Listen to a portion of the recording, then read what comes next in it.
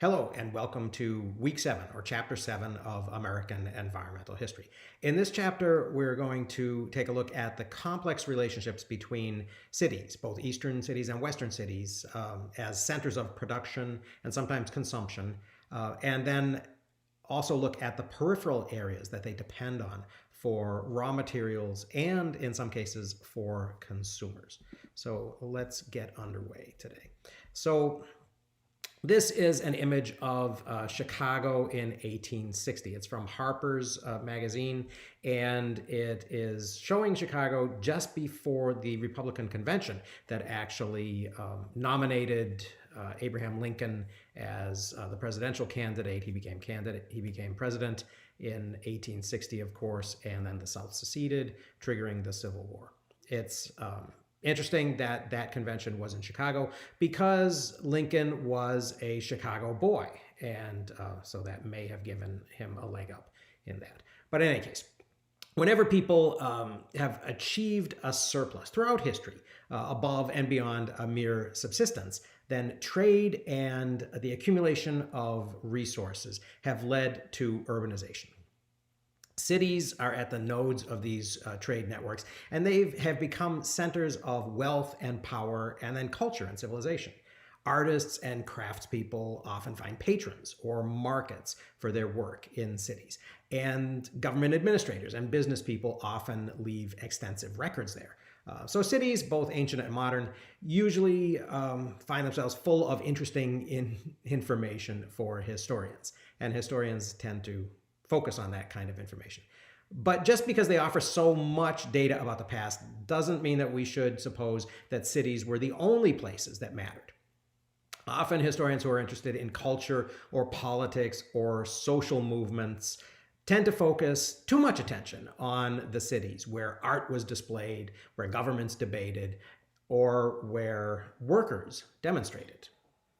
This narrow focus can distort our understanding of the past by suggesting that everything that happened in the city originated in the city, which it didn't. In fact, cities have always been centers for the accumulation, processing, and consumption of resources that usually originate in the hinterlands that surround them. As transportation improved in American history, the hinterlands, where the sources of the raw materials were located, became farther and farther away. But that didn't mean they weren't still important. Grain from upstate New York could float down the Erie Canal to the Hudson River to New York City. Cotton from southern plantations could become cloth in Lowell mills. And way back even earlier in history, silver mined in Potosi could become money in London and Spain, and then later in Beijing. In each case, New York and Lowell and London and Beijing were just as dependent as they had ever been on their hinterlands, even though with the increasing distance, it might have been harder to see those relationships and locate those hinterlands. But it's important, as the distances widen and as the interactions become more complicated, to be careful that we don't lose sight of these economic lifelines that tie the centers to the peripheries. In this chapter, we're going to consider the rise of new cities and new hinterlands as Americans pushed further westward. The cities that developed on rivers, on lake shores, and at railroad junctions benefited from the advances in transportation that we've discussed previously in the last chapter. But the transportation would have been pointless, and the cities would have remained empty without the surrounding rural areas that supplied foods, fuels, and building materials. And the commodity agriculture and the meat production and the forestry that developed alongside the cities that we'll consider would likewise have been meaningless without the urban businesses and populations who were both the processors and often the consumers of their products. This image is Cincinnati in 1841. Now remember how we previously observed that difficult to ship grain west of the Appalachian Mountains and the Alleghenies became distilled into portable and potable whiskey by early Americans. And this, of course, led to the famous Whiskey Rebellion. This conversion into a commercial product for a distant market had been made possible because there was more grain harvested by those local farmers than they actually needed to survive. And also because rural people needed cash to buy things that they couldn't make for themselves and to pay their taxes. So distilling whiskey not only made their surplus grain easier to transport, it also increased the grain's value per pound. So it was less bulky, and it added variety and interest that plain grain or flour lacked. In modern business terminology, that means the farmers diversified their product and they added value. A similar increase in variety and value occurred when grain was fed to domesticated animals like poultry or cattle or pigs. Even in primitive conditions in the ancient world, most people prefer not to live by bread alone. In subsistence societies, domesticated creatures usually foraged for themselves or ate waste products that weren't fit for humans. In some societies, animals have continued to occupy this, what some people call default livestock niche. And some contemporary food activists have actually argued that we should move back towards this default livestock approach instead of use feedlots. And we'll talk about that in the future. But in America, when there was a surplus, even foods that could actually be eaten by people were often fed to livestock. These animals became a luxury food for consumers and a living bank account for their owners, the farmers. They stored food energy that otherwise would have existed only as perishable surplus grains or vegetables. They stored it in their flesh until there was a shortage or until the winter, and then they were eaten. As time went on and the surpluses became more dependable, meat became a commodity that farmers could raise and sell for cash. Pigs are extremely efficient converters of surplus foods to meat.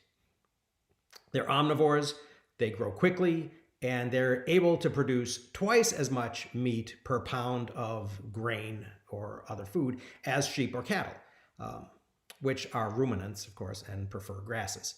A sow can be bred under much different conditions, much earlier than a heifer, and will produce a litter of 6 to 12 piglets after only 4 months of gestation. So this is a gold mine, right?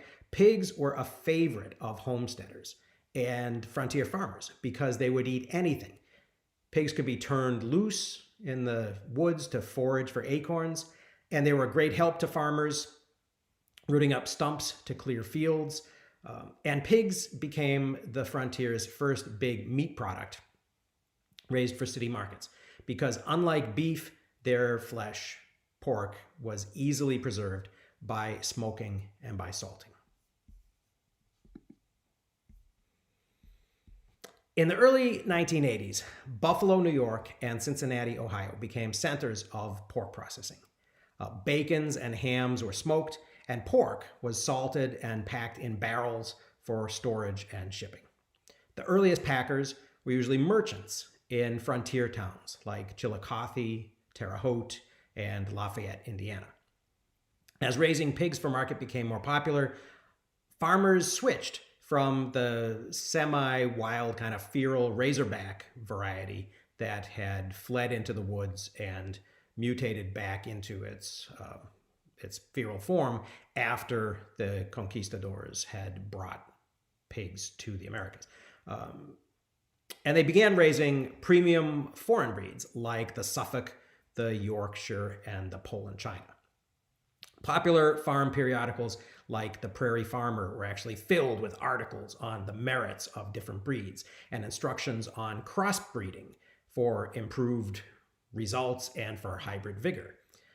Farmers became experts at calculating what they called, quote, the value of corn when sold in the form of pork, end quote, which required them to know not only feeding yields and feed prices, but also to be able to calculate transportation costs and risks and to have some idea of the demand for their product in faraway markets.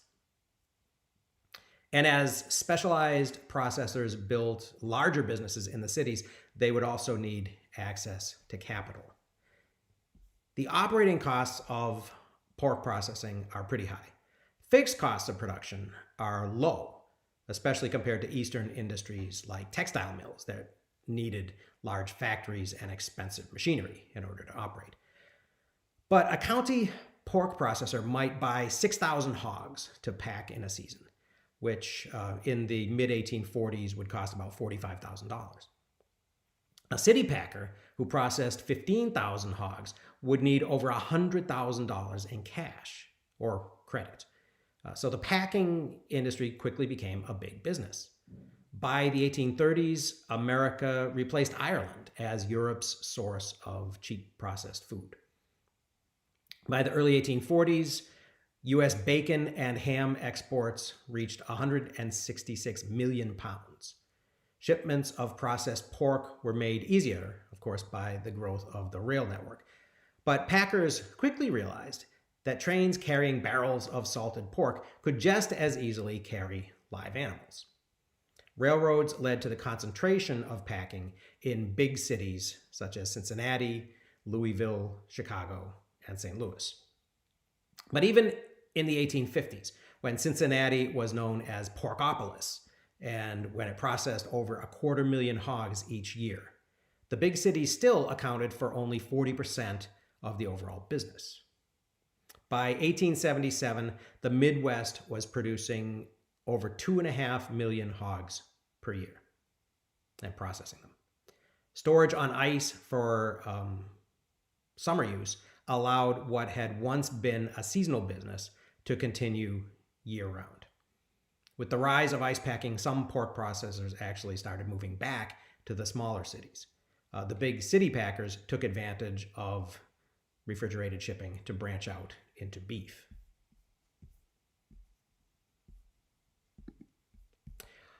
One of America's forgotten industries that flourished during the 19th century was the ice business. Ice has been important throughout history, of course, but in early America, it was a luxury. Cost hundreds of dollars per ton.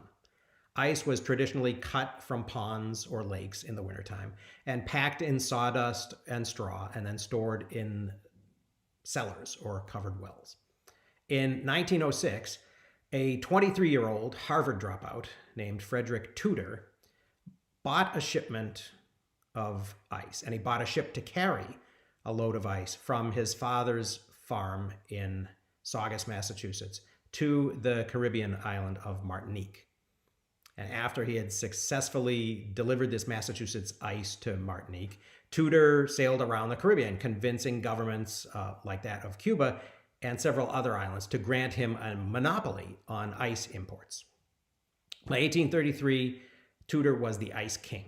He was shipping ice to Calcutta, India. After a 4-month journey halfway around the world, his ship's cargo, which had started out at 180 tons of New England ice, had shrunk to only 100 tons. But Tudor still made a huge profit. Henry David Thoreau actually watched Tudor's workers cutting ice on Walden Pond and remarked in his journal that became the book Walden, the sweltering inhabitants of Charleston and New Orleans, of Madras and Bombay and Calcutta drink at my well. By 1865, in another example of how prevalent ice was becoming, 2 out of 3 homes in the Boston area had their own ice box. Now, like potash for soap and firewood for locomotive boilers, ice was something that Western settlers could quickly and easily produce to sell for cash. Local entrepreneurs started building ice houses near railroad lines and filled them with ice from winter lakes. Midwestern pork packers like Gustavus Swift and Philip Armour saw an opportunity to expand their businesses. They were already packing pork and shipping it on ice in many cases. So why not ship chilled beef? Refrigerated rail cars called reefers first carried dressed beef from Chicago to eastern cities in the late 1850s. But local butchers resisted this invasion of their market for many years. They insisted that their freshly killed local meat was tastier and was safer. In 1878, Gustavus Swift developed the first practical ice-cooled refrigerated boxcar, or reefer. But adoption of the new technology was slow. And after 10 years, live cattle were still outweighing dressed beef on the rails by 4-1. Because the Eastern butchers resisted the introduction of dressed beef and the railroad companies didn't want to risk losing all of that revenue that they were earning shipping live cattle, corporations like Swift and Armour had to build their own fleets of reefer cars. By 1900, the meat packers, Swift and Armour, owned over 50,000 refrigerated freight cars of their own. And local butchers found themselves overwhelmed by their shipments of inexpensive Chicago chilled beef. A few years later, a new generation of city butchers would be forced by the government, as we'll see, to give up slaughtering animals altogether and to begin selling Chicago dressed beef. Unlike pork, beef spoils rapidly if it's not refrigerated. So the earliest solution to this problem had been to ship live animals to market, where they would be slaughtered as needed and where their meat would then be processed immediately for immediate sale by local butchers. Cattle raising grew in the first half of the 19th century from something that had been done on the rangelands of California and Texas, which were semi-arid and not really good for farming, to a mainstream kind of activity for Midwestern farmers. Cattle grow much more slowly than pigs, but they're ruminants, which means that they can eat not only surplus grains that farmers had fed to pigs, but also just field grass and straw and hay and silage left over after the wheat and the corn was harvested. Like pigs, of course, cattle had been on the frontier from the earliest days of Euro-American settlement. Milk cows were common on family farms, and oxen, or neutered bulls, were preferred over horses as draft animals because of their strength and their endurance and the fact that you didn't have to feed them expensive oats. You could just let them live on grass and hay. And then, of course, when either of these animals, the milk cow or the ox, came to the end of its productive farm life, they were slaughtered and eaten. In the city, of course, there was less room for a family milk cow, although it was actually common in many cities for poor people to keep pigs that foraged in the neighborhoods, and we'll talk about that later on when we talk about the growth of cities. Urban cattle required large amounts of hay and had to be looked after. Many city dwellers relied on dairymen for their milk, and their local butchers were responsible for killing and processing their steaks and their roasts. Herds of cattle were often walked across the plains in long cattle drives to a railhead where they would be loaded onto freight cars for shipment to distant cities. These animals might walk hundreds of miles from their original rangelands to the railhead, and that would result in tremendous weight loss. So after arriving at their destinations, the cattle would then have to be finished. They'd have to be fed again for a while to regain their weight. And then when they were processed by a local butcher, up to 60% of the animal's mass would then have to still be discarded as inedible waste, offal and bones and all of that. And that led to an opportunity for the Chicago Packers. Finishing and processing live animals shipped to eastern cities added to beef's cost. And local butchers often threw away parts of the carcass that could be rendered into marketable products, especially if they could be processed in large volume and could gain economies of scale. But dressed beef was highly perishable, and it had to be sold quickly after processing. So in spite of their fleets of reefer cars, corporations like Swift and Armour were often forced to sell dressed beef well below its cost of production in order to move the product before it went bad. So the big meat packers turned this liability into an asset. They basically bought the urban market with low prices, and they used the profits from other profitable product lines like pork to subsidize their losses. Prices of Chicago dressed beef were slashed to a level at which local butchers could not match with fresh meat. Eastern city customers, of course, naturally wanted the biggest cut of beef that they could get for their dollar to feed their families. And the Chicago packers made sure that that cut was theirs. Gustavus Swift actually gave instructions to his salesman, and he said, if you're going to lose money, lose it, but don't let them nose you out. Chicago's famous Union Stockyards were opened in 1864 on 320 acres of swampy land southwest of the city. Animal pens were connected to the railroads with initially just 15 miles of track, and that expanded. The yards processed 2 million animals in 1870. And by 1890, they were processing 9 million animals a year.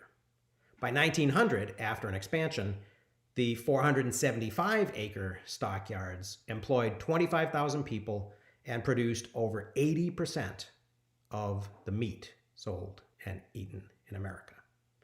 The yards contained nearly 2,500 livestock pens that could house 75,000 hogs, 21,000 cattle, and 22,000 sheep at the same time.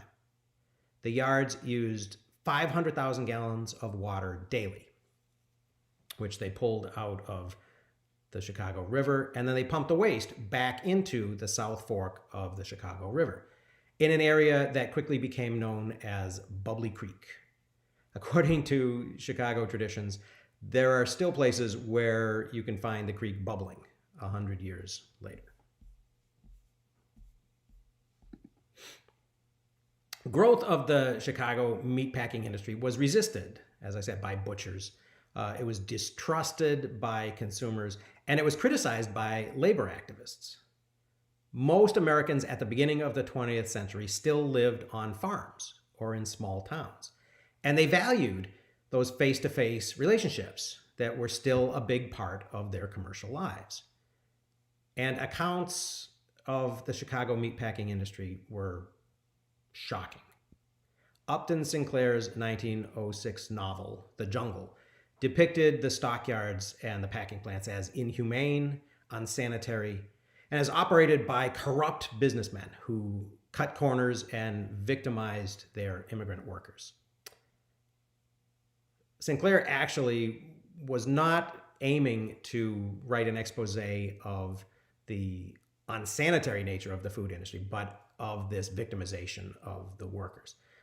And in a widely read endorsement of The Jungle, the famous author Jack London, who wrote Call of the Wild, called the book the Uncle Tom's Cabin of wage slavery. Although President Roosevelt was suspicious of Sinclair and considered him to be a dangerous socialist, he commissioned an investigation that quickly confirmed Sinclair's sensational claims. The government report led directly to the Federal Meat Inspection Act of 1906, which was designed to ensure that meat products used as food were processed under sanitary conditions and were correctly labeled. This type of regulation had never been needed, of course, when Americans slaughtered and processed their own farm animals, or when they bought their meat from local butchers who they knew and trusted. Small local companies lived and died by their reputations in a way that large, remote corporations did not. Government regulation was considered crucial to enforcing safety and quality controls in the stockyards and packing plants of Chicago because it was impossible for consumers to make these corporations accountable in a way that they could their local butcher. What had once been a face-to-face personal interaction between a merchant and a small community that he was part of had become a faceless transaction in a national market. The personal accountability that was part of face-to-face commerce disappeared. Consumers were scattered and they were hard to organize, while producers were few and very powerful. Ironically, although businessmen like Swift and Armour probably initially were offended by what they considered government intrusion into their operations, the regulations may have actually saved their businesses. by replacing that consumer trust and creating a sense of trust in their processed meats, especially after people had read The Jungle. The Meat Inspection Act and then the Pure Food and Drug Act that followed it made state governments accountable for inspecting all the meat sold inside their borders. And it made the federal government, the USDA, responsible for meat sold across state borders or exported. The USDA also provided meat grading, prime, choice, and select, as an optional service for a fee. But the health and safety inspections were mandatory and were paid for by the government, which means by the taxpayer. So although the meat packers like Armour and Swift probably didn't welcome the inspectors, the corporations actually were receiving a valuable government service at taxpayer expense. USDA inspections cost the meat packers nothing. They calmed the suspicions of consumers, and they restored trust in these corporate brands. Local butchers, who had never needed government inspectors to convince consumers that their shops were clean and that their meat was safe, these local butchers found themselves at an extreme disadvantage after government inspectors started stamping the sides of Chicago beef with dye stamps declaring the meat wholesome. When the new laws went into effect and when it went a step further, declaring that butchers could not sell uninspected meat at all, and of course there were not enough USDA inspectors to visit every local slaughterhouse and butcher shop and inspect all the meat, the local operators were forced to resell Chicago packed meat or go out of business. Criticized for interfering in free enterprise with their mandatory inspections, the government actually wiped out the Chicago meat industry's competition through regulation. In addition to processing rural foods for national markets, urban industries depended on raw materials from their hinterlands. Eastern cities grew around industries like textile mills along the Merrimack River, and they processed cotton from southern plantations. Western cities, surrounded by undeveloped country, became conduits for natural resources from the frontier. In addition to meat packing, Chicago also became a center of the lumber industry. Cutting trees in frontier forests had traditionally been a winter activity. It began each November after the harvest. Winter logging camps would fill with Midwestern farmers or their sons, eager to supplement the season's farm produce with some cash earnings. Another reason logging was a winter activity was because it was difficult to get white pine out of the woods at any other time. Pine forests were often boggy, and 16-foot sections of tree trunk were hard to pull out. They're easier to slide over frozen roads. Lumbermen stacked logs on horse-drawn sleds, and they drove them over iced logging trails. Logs were then piled beside frozen streams throughout the winter, waiting for the spring snowmelt that would carry the timber downstream to a lake. Most of the timber that made its way to Chicago was actually floated across Lake Michigan. The timber came from Michigan, from Wisconsin, and as far away as Minnesota. In 1879, the Lumberman magazine reported that, quote, "There is not today a navigable creek in the state of Michigan or Wisconsin or Minnesota upon whose banks, to the headwaters, the better grade of timber is still standing within a distance of 2 to 3 miles," end quote. So what did they do with all of this lumber? One of the major markets for Midwestern lumber processed in Chicago was house building. Dimensional softwood lumber of the kind we are familiar with today, 2x4s, 2x6s, made a new style of construction possible. Hardwood framed post and beam construction that had been the standard in the past required special skills. A new technique called balloon framing allowed houses to be built by relatively unskilled carpenters. Early American houses had been built out of local hardwoods and had often been constructed in community efforts like the barn raisings that we still see today in traditionalist communities. Balloon houses were so easy to build that shoppers could actually buy them from mail order catalogs.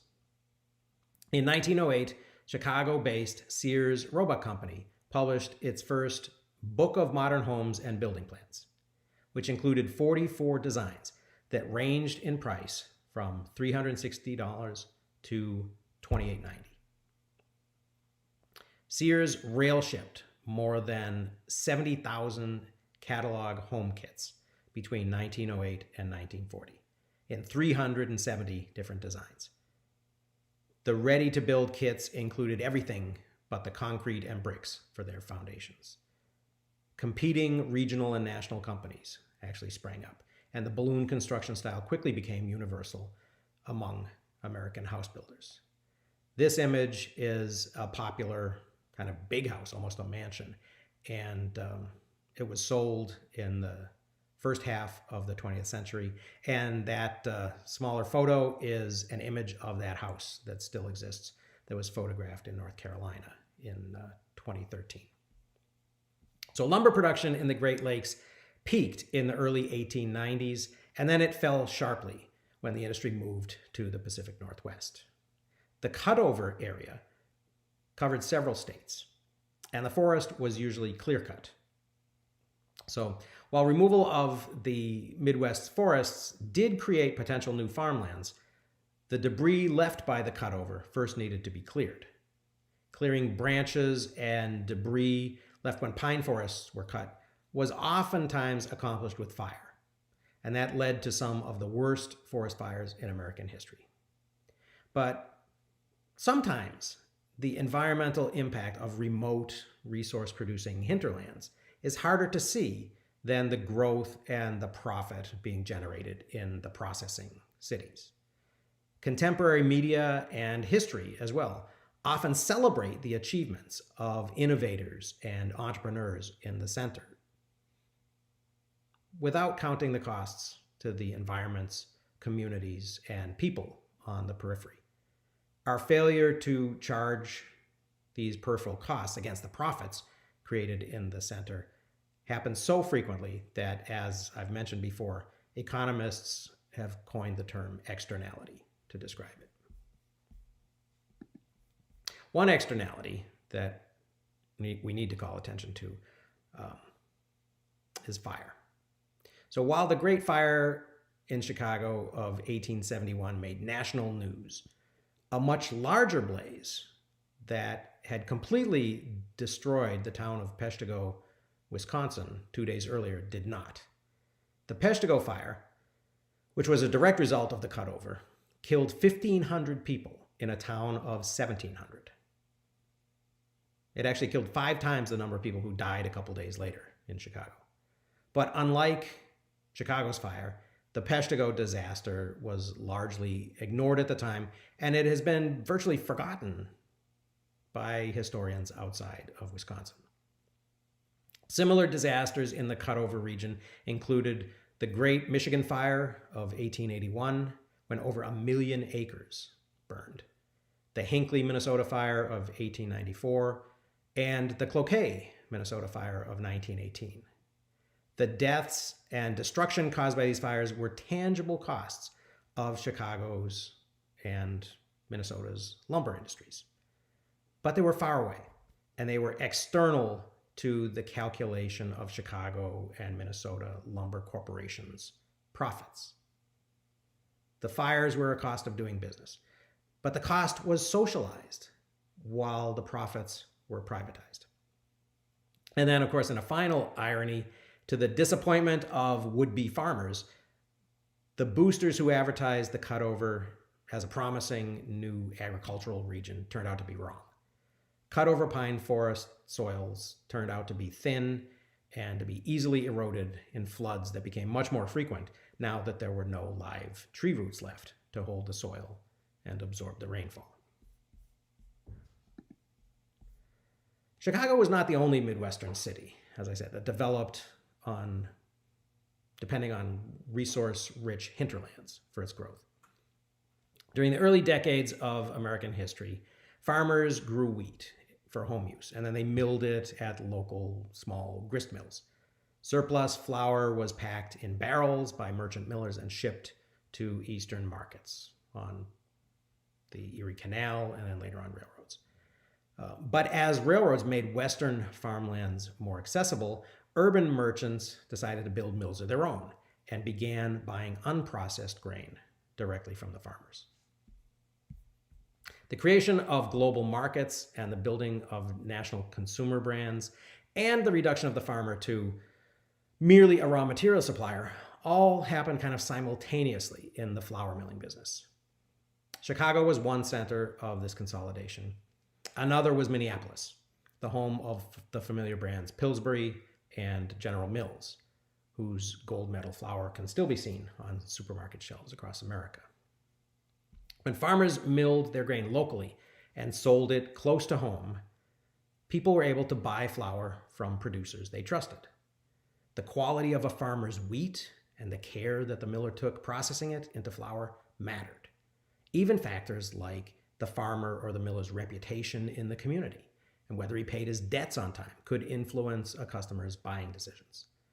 Consumers bought from people they trusted, and often from people with whom they had long-term relationships. Farmers were also able to take advantage of long-term local relationships when it was time to sell their harvests. Producers had a bit more leverage when they could negotiate with their miller and with their customers face to face. Personal accountability like this and face-to-face relationships were swept away when farmers began carting their grain to elevators by the railroad for shipment to big city flour mills. The bulk elevator was another innovation developed in another mill city, Buffalo, in the late 1820s after the opening of the Erie Canal. Elevators allowed large quantities of grain to be handled rapidly and to be stored together, and that's a key. Wheat might still be hauled to the elevator by individual producers, by farmers, in bags with the farmer's actual name on it. But as soon as it was unloaded into the hopper, the grain went into bulk storage bins, where it was mixed with everybody else's grain. A particular farmer's special attention to his fields or to timing the harvest and properly drying and threshing his grain, all that was lost along with his identity. Everybody's grain went into the same railroad cars. And when those trains arrived at Minneapolis, it didn't even really matter where they had come from. Trains from all across the Midwest converged on Minneapolis because its millers had developed a new technology called the rolling mill.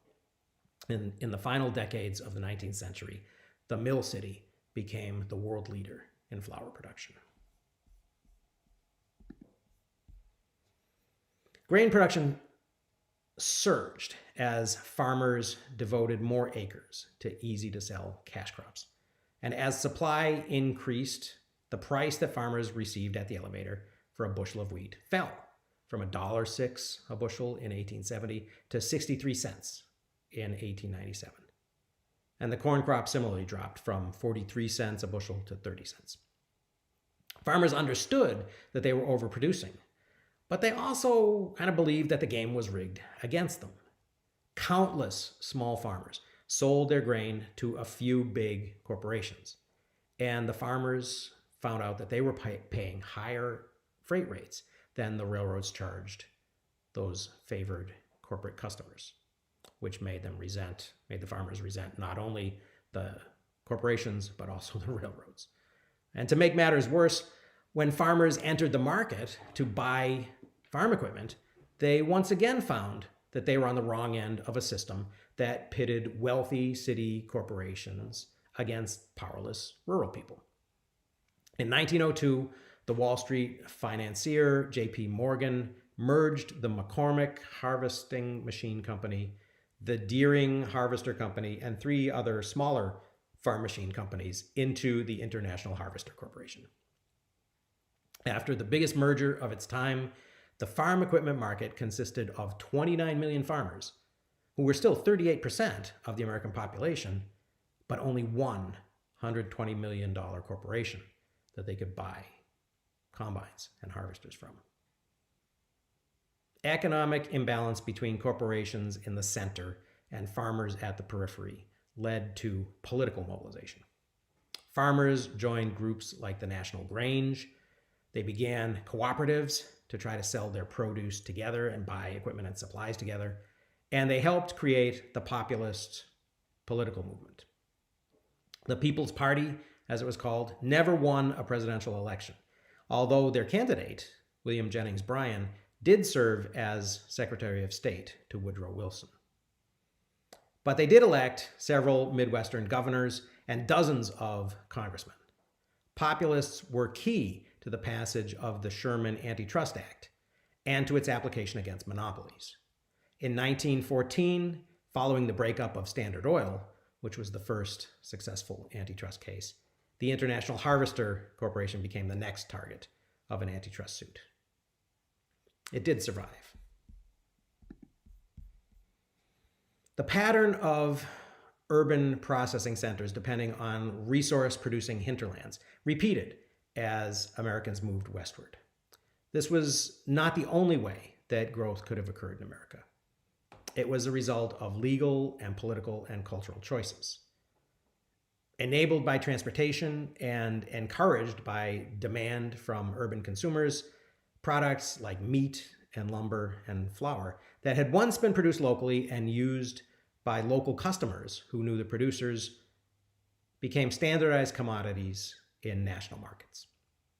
As these markets expanded, large corporations benefited from their access to capital and from their ability to create national brands like Sears Roebuck, Swift Premium Bacon, and Gold Medal Flour.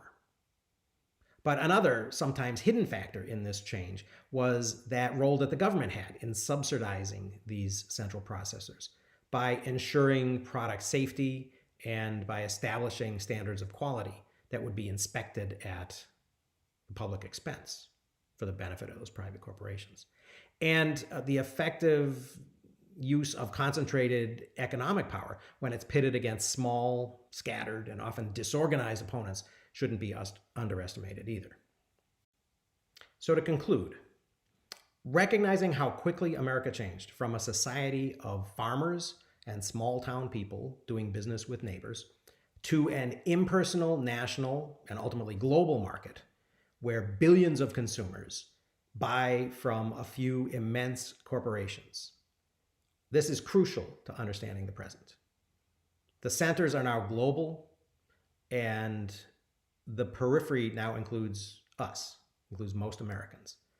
New technology and new markets helped the American West grow, led to our society of prefabricated homes and processed foods.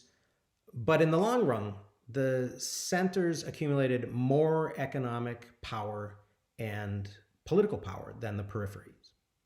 City corporations gained the upper hand, partly by business and technical innovation, but partly by ignoring external costs, as we've seen at the periphery, and by taking advantage of government subsidies.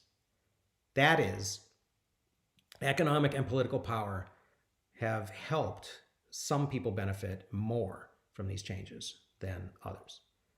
The point is not that change shouldn't have happened, but that if we understand what actually happened, we may be better equipped to consider what to do next and where to go from here. That's all I've got for you today. I hope that was helpful. Thanks for listening, and I'll see you again next time.